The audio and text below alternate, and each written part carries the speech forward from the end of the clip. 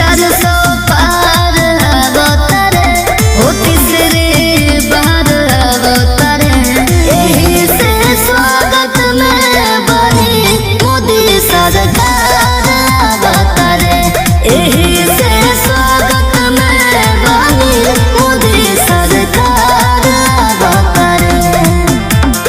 भाभी जी आवाज तो हर दिल्ली ले जा रही। एक बार फिर पूछा तानी, तू सोच के बतावा कि तू केकरा साथे रहबू। हम मोदी संगे रहो। मोहर कमल पर लगाए, मोहर कमल पर लगाए बस मोदी के जिताए। मोहर कमल पर लगाए फिर मोदी के जिताए।